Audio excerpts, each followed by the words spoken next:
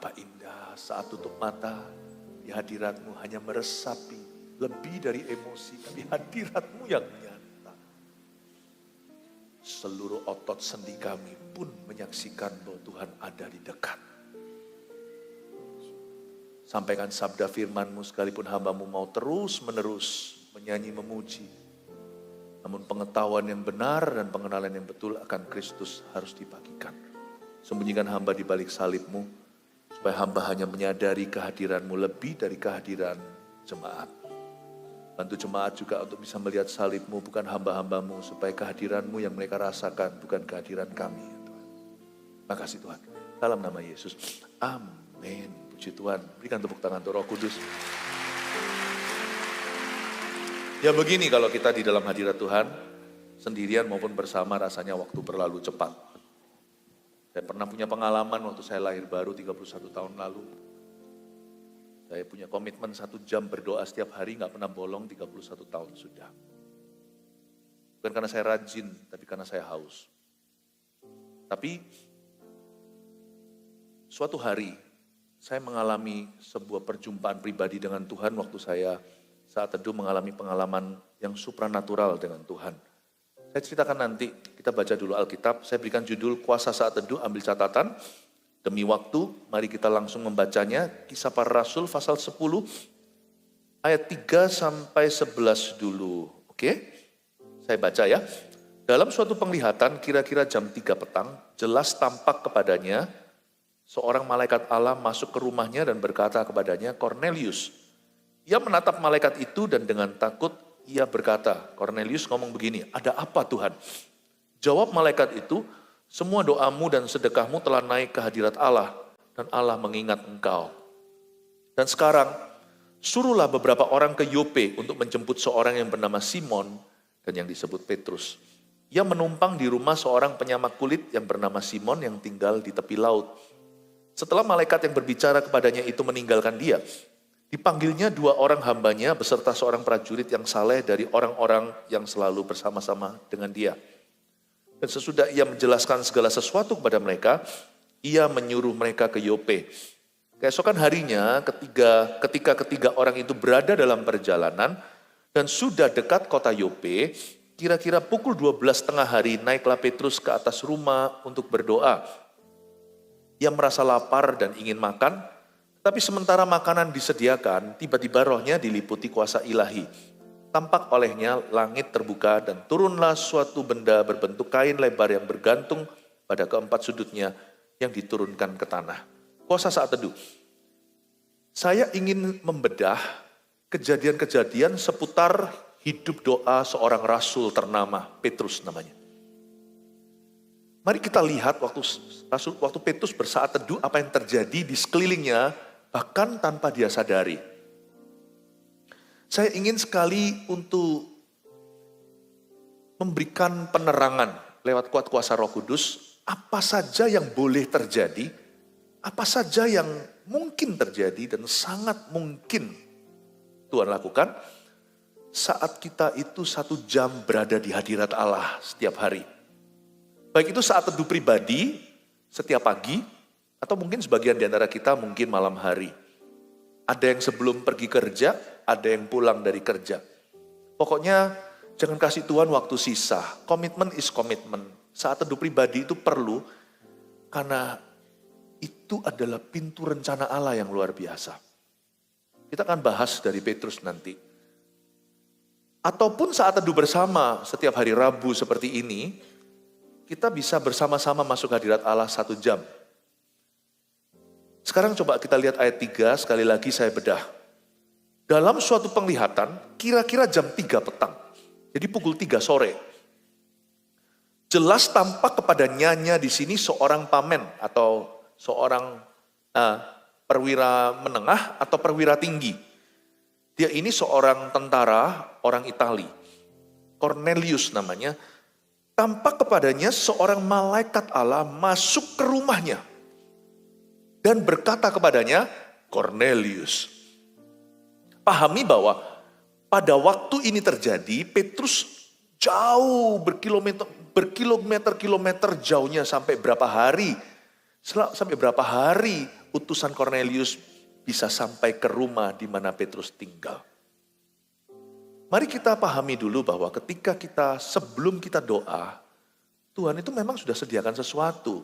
Nah, saya curiga, sebelum kita saat teduh bersama hari ini pun Tuhan sudah menyediakan apa yang mata kita belum melihat, telinga belum dengar, apa yang belum ada dalam watak pikiran kita. Tuhan itu selalu early. Tuhan itu menciptakan segala sesuatu sebelum bumi dijadikan, dia berfirman. Tuhan yang sama yang sudah mati di Kalvari atau Golgota 2000 tahun lalu sebelum Injil dibawa ke pintu rumah kita. Saya punya keyakinan bahwa bahkan sebelum kita berdoa, Kornelius kita sedang dipersiapkan oleh Tuhan. Katakan amin. Kornelius di tempat kerja kita yang akan menjadi jawaban. Kornelius di dalam pelayanan kita yang selama ini kita doakan. Semua itu Tuhan simpan di dalam satu kotak namanya saat teduh di dalam hadiratnya. Sebelum kita masuk ke hadirat Allah, Tuhan sudah siapkan seperti Abraham sebelum naik ke gunung itu untuk mempersembahkan Ishak. Sudah ada 1 ekor domba kecantol tanduknya. Allah kita itu Yehova Jireh. Dia menyediakan semua yang kita perlukan, bahkan sebelum engkau bisa memintanya. Yesus ajarkan soal doa. Bapamu tahu apa yang engkau butuhkan. Makanya kalau kita doa itu gak perlu berat spiritnya. Bolehlah kita punya masalah, tapi kalau berdoa masuk hadirat Allah, saat teduh pribadi atau saat teduh bersama, masuk hadirat Allah itu penuh ekspektasi. Karena Allahku mengerti. Tuhan tahu yang kubutuhkan. Tuhan tahu apa yang aku alami. Tuhan sadari. Dan Tuhan bahkan tahu masa depanku. Bahkan aku belum tahu masalah apapun yang akan menghadangku. Makanya kalau saya masuk ke hadirat Allah waktu saya saat teduh bersama. Juga waktu saya saat teduh pribadi. Saya masuk itu dengan gairah, dengan ekspektasi. Kalau saya punya masalah, malah saya terburu-buru masuk ke hadiratnya. Kalau saya nggak punya masalah, saya masuk dengan rindu karena saya bersyukur kepadanya. Janganlah kita itu berat untuk berdoa atau mencari wajah Allah. Yakinlah, bahkan sebelum kita masuk ke hadiratnya, sebelum kita bersaat teduh, Tuhan sudah siapkan sesuatu. Korneliusmu sedang dibikin sama Tuhan Yesus, sedang disiapkan. Ayat 4, ia menatap malaikat itu dan dengan takut ia berkata, ada apa Tuhan? Jawab malaikat itu, semua doamu dan sedekahmu telah naik ke hadirat Allah. Dan Allah mengingat engkau. Tuhan itu adalah mak comblang yang nomor 1 di seluruh jagat raya. Gak selalu bicara tentang hubungan cinta, pacaran, atau yang menjadi suami istri di pelaminan. Tapi Tuhan itu paling hebat untuk mempertemukan orang yang berdoa di sini dan orang yang berdoa di sana. Kornelius berdoa dan Tuhan hendak mempertemukan dia dengan jawaban doanya yaitu Petrus. Jauh di luar kota, segera mereka ketemu. Tuhan kalau tuntun orang itu spesifik. Petrus saat ini, dia bahkan belum berdoa. Mungkin Petrus saat itu lagi sibuk apa. Tapi Tuhan mempersiapkan sesuatu tanpa Petrus sadari. Ayat 5. Dan sekarang, tidak pakai nanti. Tuhan itu kalau bekerja tidak berlambat-lambat. Itu yang seringkali kita keluhkan kan, kenapa Tuhan terlambat menolong aku? Tidak, waktu Tuhan selalu terbaik. Katakan amin. Dan sekarang kata Tuhan, suruhlah beberapa orang ke Yope. Yope itu di mana? Yope itu Java. Yope itu hari ini Tel Aviv di Israel. Suruh ke Yope, kota pelabuhan itu, untuk menjemput seorang yang bernama Simon yang disebut Petrus. Petrus di Yope ngapain sih? Petrus sedang melakukan perjalanan misinya. Mungkin dia berkunjung ke rumah teman. Kebetulan dia tinggal di rumah seorang yang namanya juga sama dengan dia, Simon. Gak usah heran lah, orang Yahudi itu banyak yang namanya Simon. Kayak kita orang Indonesia banyak yang namanya Agus, Budi, dan sebagainya. Ia menumpang di rumah seorang penyamak kulit yang bernama Simon yang tinggal di tepi laut. Wah, Petrus akan segera mengalami sebuah surprise dari Tuhan, sebuah kejutan. Apa yang tak pernah dilihat mata dan yang tak pernah didengar telinga, Tuhan sediakan untuk dia. Petrus tidak bermimpi Tuhan segera akan membukakan pintu kepada bangsa-bangsa lain. Petrus akan menjadi orang pertama yang memakai kunci kerajaan sorga untuk membawa Injil kepada orang-orang tidak bersunat, yaitu orang-orang non-Yahudi. Dan dalam hal ini orang Italia. Setelah malaikat yang berbicara kepadanya itu meninggalkan dia, ayat 7, dipanggilnya 2 orang hambanya beserta seorang prajurit yang saleh, dari orang-orang yang selalu bersama-sama dengan 3. Jadi total ada 3. Perwira Italia ini memanggil 2 orang hambanya, asistennya yang bukan tentara, dan 1 orang tentara yang takut akan Allah seperti dirinya. Kamu pergi ya, pergi menjemput seorang yang bernama Simon di Yope. Dan sesudah ia menjelaskan segala sesuatu kepada mereka, ayat 8, ia menyuruh mereka ke Yope. Ayat 9, keesokan harinya, katakan keesokan harinya. Kadang-kadang kalau kita berdoa dan sembahyang gak dapat jawaban langsung itu, jangan khawatir. Jawabanmu dan jawabanku OTW, on the way. Tapi kita gak tahu sebab Allah bekerja di tempat yang tersembunyi. Percayalah waktu kita saat teduh, somebody or something is coming. Saya yakin Petrus itu berdoa. Jam-jam Petrus berdoa, waktu saya selidiki ya, saya ini orangnya detil kalau baca Alkitab. Saya temukan sebelum Petrus menyembuhkan orang yang di gerbang indah itu, dia pukul 3 dia doa. Mungkinkah Petrus juga sedang berdoa? Right about pada saat dia mau berdoa, malaikat sudah datang di sebelah sana kepada seorang bernama Cornelius. Itu loh gerbang indah waktu ada orang lumpuh berjalan. Itu kan pukul 3 dia ke sana. Tapi nanti kalau kita baca di ayat 9 yang barusan saya singgung ini, Petrus pukul 12 dia baru selesai sembahyang. Saya nggak tahu Petrus itu berdoa berapa kali sehari. Tapi Alkitab mencatat jam-jam tertentu itu ada rekornya. Dia sedang sembahyang atau dia sedang bersaat teduh secara pribadi. Atau siapa tahu dia saat teduh dengan Yohanes atau dengan Yakobus. Tapi pokoknya semua kejadian ini, Cornelius itu ketemu malaikat, disuruh datang, kirim pesuruh, kirim hambanya 2, kirim 1 tentara, 3 orang untuk menjemput Petrus. Petrus nggak tahu semua apa yang terjadi ini. Tapi saya yakin di dalam roh Petrus sudah merasa sesuatu. Jadi kalau kita itu bersaat teduh, believe, percayalah, something is coming, sesuatu sedang datang. Sesuatu sedang dipersiapkan. Bahkan bukan sesuatu kadang-kadang Tuhan utus orang. Somebody is coming. Ada 1 orang yang Tuhan utus yang menjadi jawaban doamu. Katakan amin dulu. Harus punya rasa curiga sama Tuhan, tapi curiga yang bagus. Kalau mau ikut Yesus itu harus GR. Kita berhak untuk GR karena kita ini ahli waris Roma 8. Kita ini bukan hanya anak-anak Tuhan. Kita ini juga ahli waris janjinya seperti Abraham. Mesti curiga dong. Jangan kalau kita mengalami sesuatu yang buruk lalu berkata, pencobaan ini datang dari Tuhan. Kalau yang negatif selalu Tuhan yang kita tuduhkan. Tapi kalau sesuatu yang sifatnya kebetulan, tidak kita rencanakan, tiba-tiba terjadi, berkat ada di situ, jawaban doa juga, segala macam kemurahan, lalu kita ujung-ujungnya sebut, kebetulan, hoki aku beruntung sekali. Nggak boleh begitu. Orang Kristen itu gravitasinya harus ke sorga. Bukan ke dosa. Ada apa-apa harus berkata, hayo Tuhan ya. Tapi kalau ada pencobaan, sesuatu yang buruk, kita bergantung pada Tuhan. Kita nggak salahkan. Kita berkata, Tuhan, aku nggak ngerti maksud Tuhan. Tapi izinkan aku untuk setia melalui ini semua. Beriku ketabahan. Dan bahkan hamba berdoa, kasih jalan keluar.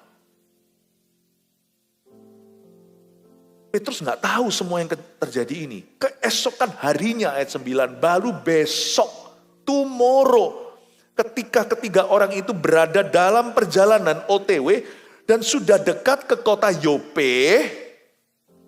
Jangan lupa, kemarin mereka berangkat kurang lebih pukul 3, sampai sana pukul 12, jalan kaki. Berarti mereka jauh sekali berjalan menuju ke Petrus. Kadang-kadang Tuhan mempersiapkan sesuatu yang masih jauh dari jangkauan kita. butuh waktu untuk menjemputnya. Gak semua berkat itu disediakan di hadapan lawan. Ada juga yang membutuhkan ketekunan. Jam 3 baru berangkat, esok hari jam 12 baru sampai situ. Baru ketuk pintu. Jangan terburu-buru, jangan lekas kecewa sama Tuhan. Saat teduh itu bukan untuk dapat mie instan. Saat teduh itu untuk kita dikuatkan iman. Bahwa kalau aku di hadirat Tuhan, tidak akan aku keluar tangan hampa. Saya gak serakah, saya tidak memanipulasi Allah, saya tidak kejar berkat. Tapi saya percaya kalau saya kejar hadirat Allah, kerajaannya dan kebenarannya, semua yang saya perlukan pun akan ditambahkan. Keesokan harinya ketika ketiga orang itu berada dalam perjalanan dan sudah dekat kota Yope, kira-kira pukul berapa? 12 tengah hari, naiklah Petrus ke atas rumah untuk berdoa. Nih dia, baru mau sembahyang. Dia gak sadar interupsi ilahi akan terjadi.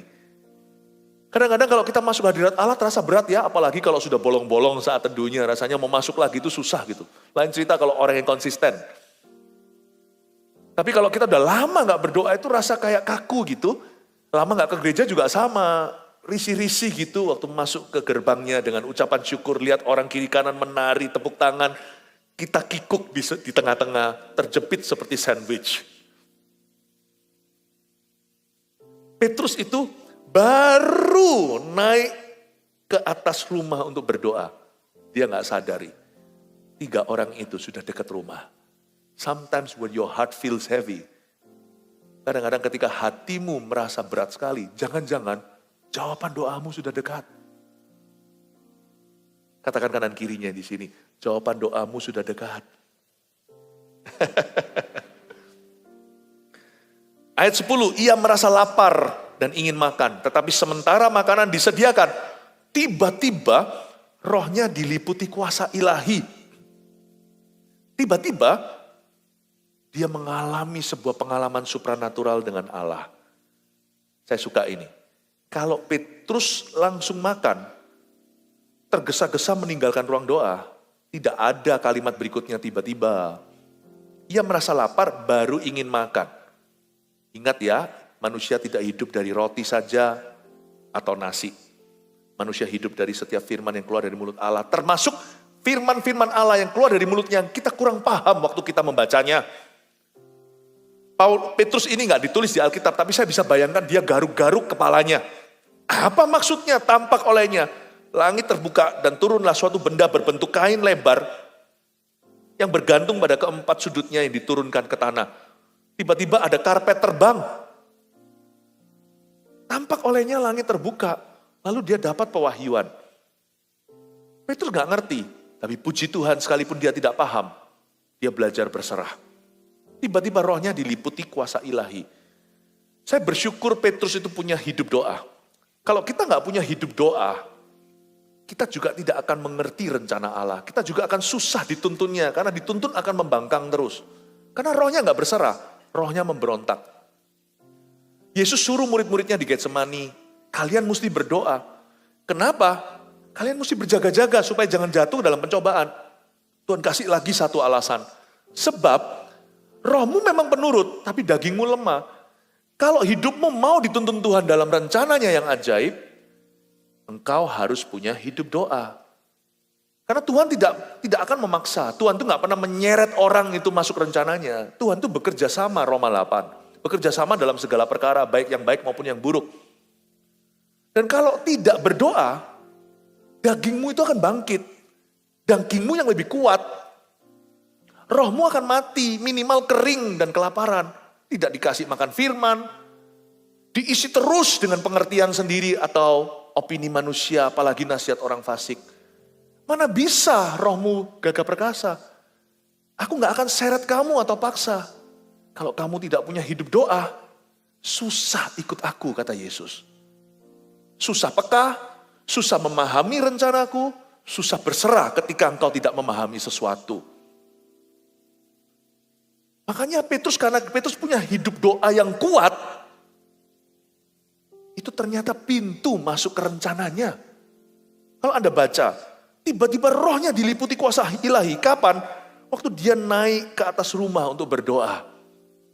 Waktu kita berdoa, kayaknya kita tutup pintu ya. Kalau doa saya sarankan tutup pintu. Kalau susah konsentrasi dalam gereja tutup mata. Kalau di rumah, sementara kita berdoa, mungkin keluarga di luar nonton TV, jangan marah sama mereka. Karena keluarga jam doanya beda kali. Tutup aja pintumu. Alkitab katakan begitu, kalau berdoa cari wajah Allah, tutup pintu di belakangmu. Allah yang menyaksikan engkau berdoa di tempat tersembunyi akan membalasmu di tempat terang. Di tempat umum. Apa yang kita lakukan sendiri di hadapan Tuhan akan Tuhan broadcast suatu hari kemana-mana. Tiba-tiba rohnya diliputi kuasa ilahi. Seolah-olah pintu tertutup waktu kita berdoa. Sadari, pintu jasmani, pintu rumah kita tutup di belakang kita. Tapi waktu kita sembahyang, ada pintu yang gak kelihatan, pintu rohani yang dibuka Tuhan di sebelah situ. Doa itu pintu, katakan doa itu pintu. Makanya orang Kristen yang tidak punya kehidupan doa, kalau hanya datang ke gereja seminggu sekali, kurang. Di GMS yang saya gembalakan, saya selalu tekankan harus punya spiritual life, Saya tidak pernah, saya maupun hamba-hamba Tuhan yang in-house di sini, gembala-gembala di GMS, kami tidak pernah mengajarkan orang untuk bergantung dengan kami. Tapi kami selalu arahkan mata kepada Yesus. Ya kan, Anda jadi saksi. Must have spiritual life, harus punya kehidupan rohani. Kurang kalau cuma seminggu sekali. Saat teduh bersama hari Rabu ini juga untuk menginspirasi. Ini loh dikasih patronnya. Supaya Anda Senin sampai Sabtu yang hari lainnya bisa saat teduh pribadi. Tiba-tiba rohnya diliputi kuasa ilahi. Luar biasa ini. Dan pada waktu Petrus tidak mengerti maksud penglihatan itu, dia tetap di dalam doanya.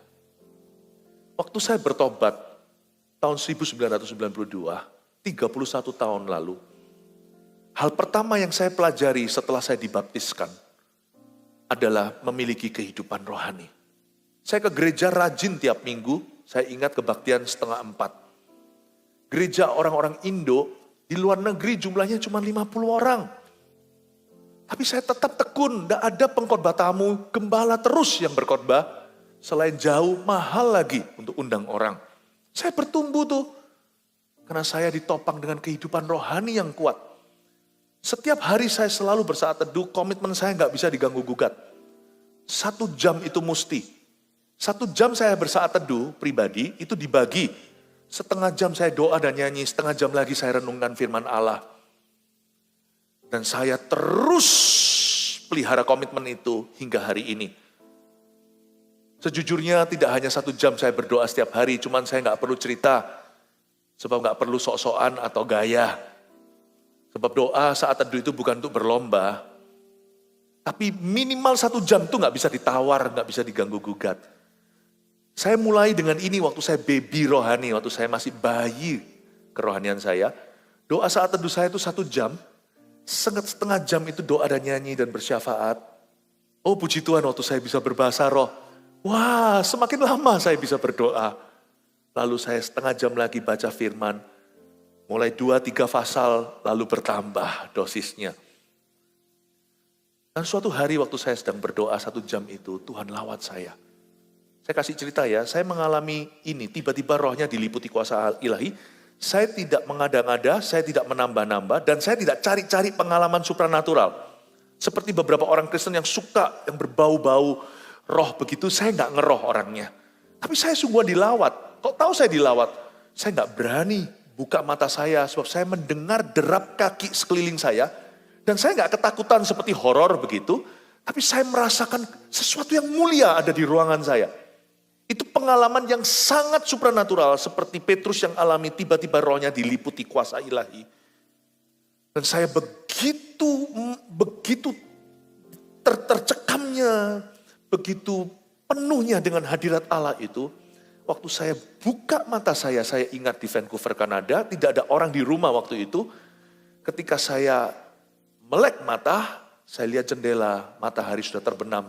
Ternyata saya dalam posisi itu berdoa, tersungkur bersujud di kakinya. Gak ada orang di kamar saya. Sudah 5 jam tanpa terasa. Itu saya ngalami lawatan Allah 31 tahun lalu. Dan itu mengubah cara pandang saya. Mungkin karena saya suatu hari akan menjadi pengajar umat, Tuhan kasih saya pengalaman yang berlebihan. Supaya saya bisa menjadi cerita dan menjadi pedoman.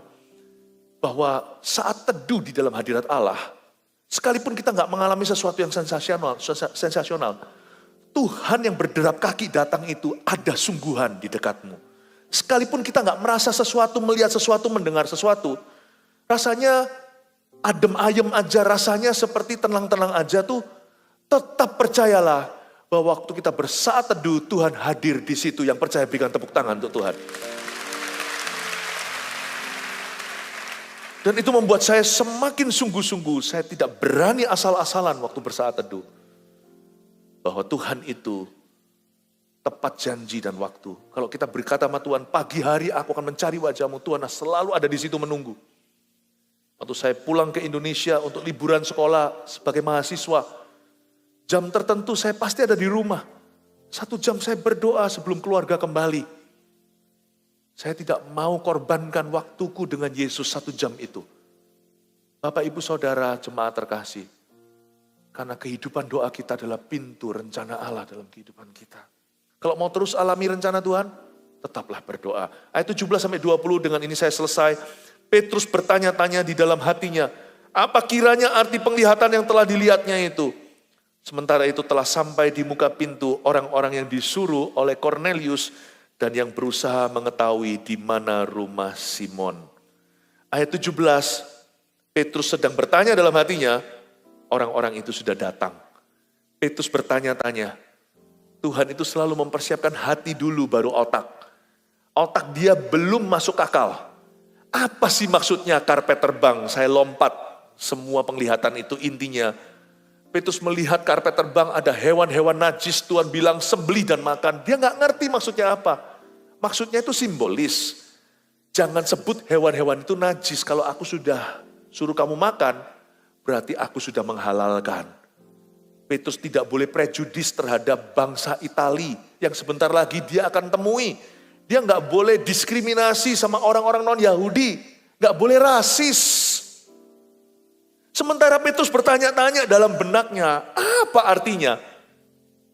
Penglihatan itu sudah masuk. Itulah kuasa firman waktu saat teduh berpribadi dan waktu saat teduh bersama.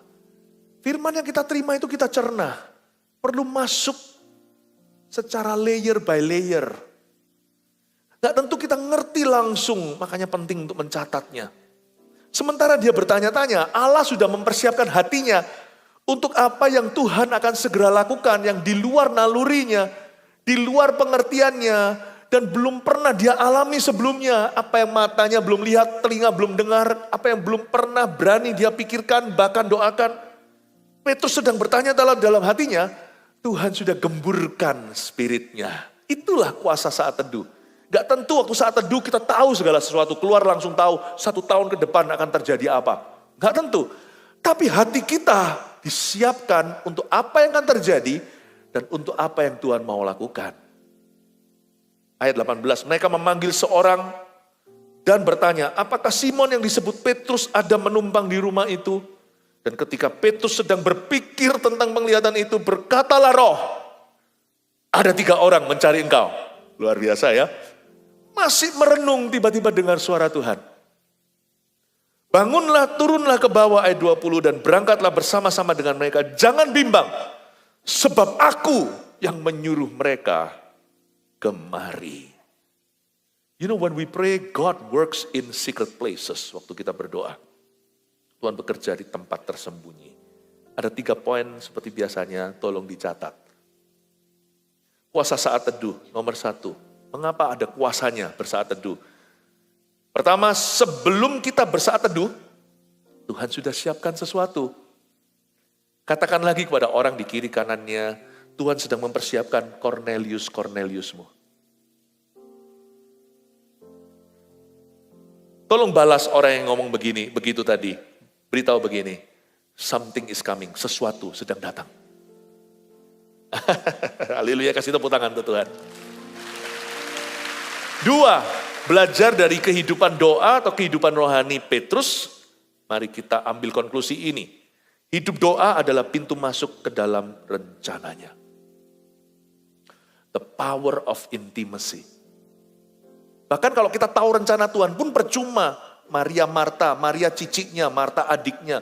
Sama-sama loh waktu adik mereka mati yaitu Lazarus. Waktu meninggal dunia, Marta datang dan berkata persis kalimatnya. Coba baca itu di Injil Yohanes. Tuhan kalau engkau ada di sini, Lazarus tidak mati. Malah Tuhan hanya dialog saja dengan dia. Malah sempat berdebat. Sedangkan Maria ucapkan kalimat yang identik. Tuhan kalau engkau ada di sini, Lazarus tidak mati. Dan Tuhan langsung nangis. Dan Tuhan berkata, mana Lazarus? Bangkitlah, keluar dari kuburan itu. Muncullah Lazarus berkain kafan. 4 hari dia sudah mati. The power of intimacy. Percuma kalau kita tahu semua hukum Taurat. Bukan berarti kita nggak usah tahu isi firman. Harus tahu, tapi isi firman saja. Kalau tidak dari hati yang mencari wajahnya, akan membuat kita Farisi semata-mata. Tapi kalau kita punya kedekatan dengan Tuhan, itu lain. Siapa punya kedekatan dengan Tuhan itu mempan. Hidup doa adalah pintu masuk ke dalam rencananya. Yang ketiga, sewaktu kita di hadiratnya, Tuhan bekerja di luar sana. Selalu curiga, waktu saya sedang melipat tangan, menutup mata, atau berlutut juga, seseorang di luar situ ditepuk pundaknya sama Tuhan Yesus. Makanya itu doa menghemat waktu. 24 jam sehari saya gak berani tidak sisihkan sejam itu. Nanti saya bekerja sendiri, malah gak mari-mari, malah gak selesai-selesai kerjaanku. Tapi siapa berdoa, Tuhan Allahnya bekerja sama dengan dirinya. Makanya kenapa prayer saves time and saves energy, karena kita gak bekerja sendiri dan tidak mengandalkan kekuatan manusia. Sewaktu kita di hadiratnya, Tuhan bekerja dan turut bekerja di luar sana. Aneh ya, kalau saya bersaat teduh secara pribadi atau saat teduh bersama seperti ini, ada banyak hal yang saya hadapi nanti itu solusinya cepat. Tidak tentu cepat keluar dari masalah, tapi saya tidak bergumul lagi dengan kedagingan dan dosa, tidak bergumul lagi dan tidak perlu lagi tarik tambang sama setan. Saya berjalan dalam tuntunan. Meskipun mungkin perlu waktu untuk menunggu masalah itu diselesaikan, tapi saya melihat glory dan penyertaan. Aneh loh. Apa yang harusnya saya selesaikan 4 jam, 4 menit langsung kelihatan solusinya. Ada orang berkata 1 jam itu sia-sia, ngapain sih kita doa? Emangnya doa dapat apa? Buang-buang waktu saja, terserah. Pilihan setiap orang beda. Saya memilih untuk berdoa, karena saya tahu kunci keberhasilan saya di tangan Allah. Berikan tepuk tangan untuk Tuhan. 3 poin ini dicatat, dibawa dalam hati, dilakukan. Boleh terakhir saya kasih 1 permohonan. Pada jemaat GMS tercinta dan keluarga saat teduh, saya mohon Anda yang mendengarkan semuanya ini. Janji sama dirimu sendiri. Tiap hari sisihkan waktu 1 jam bersaat teduh pribadi. 1 jam saja Bapak Ibu Saudara, dibagi setengah, mau denger lagu, karena kita nggak bisa main musik, terserah. Nyanyi-nyanyi memuji Tuhan, berdoa dan doakan orang-orang yang Anda kenal dan yang Anda cintai.